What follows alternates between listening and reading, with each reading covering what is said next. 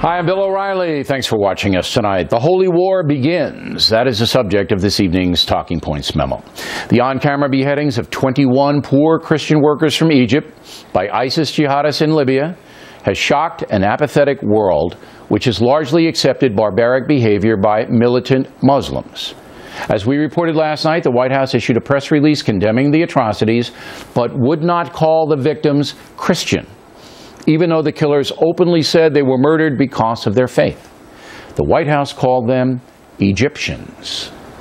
Wouldn't you love to be a fly on the wall in the room where the White House semanticists meet every morning to figure out how they can possibly describe what happened without offending those who did it? I think the phrase they should come up with is non-Islamic randomness. Sarcasm aside, President Obama's unwillingness to engage the ISIS savages on the ground is becoming a very serious story that may define his entire presidency if the terror group continues its expansion and the daily horrors that follow. According to a new CNN poll, 57% of American adults now disapprove of the way Mr. Obama is handling ISIS. 40% approve.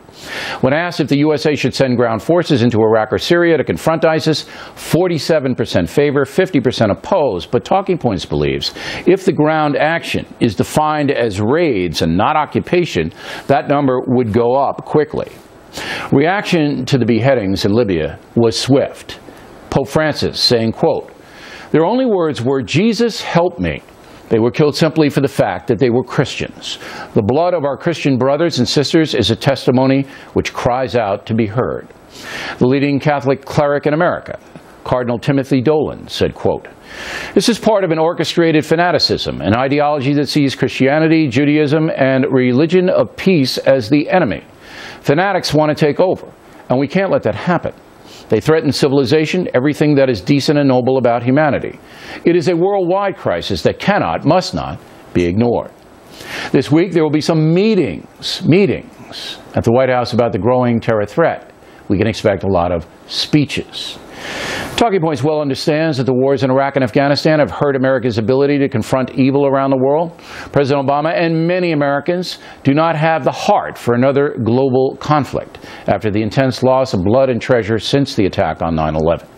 But the utter brutality that faces this country and the world today has to be confronted, and somebody has to lead that effort. It certainly won't be the Chinese leader or Putin or Merkel or David Cameron in Great Britain.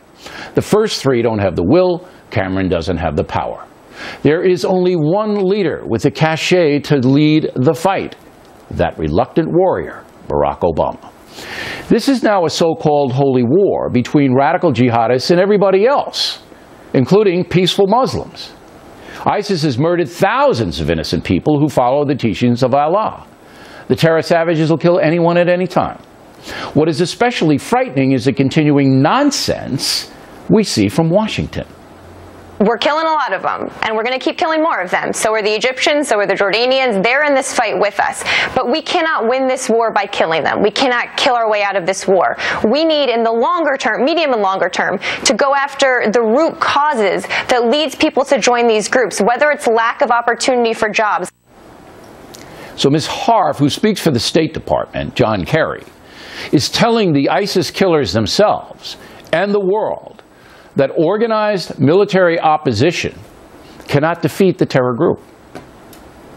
That's just nonsense. If the world united against the jihad, it would be defeated. But again, there's no effort to do that. And so the atrocities continue. History will show that President Obama made an enormous mistake by failing to leave a residual force behind in Iraq that could have quickly mobilized against the ISIS savages when they began infiltrating that country. As we know, the president was slow in recognizing the threat, initially labeling ISIS the JV, junior varsity. President Obama also told the world that Yemen was a bulwark against al-Qaeda, a success story.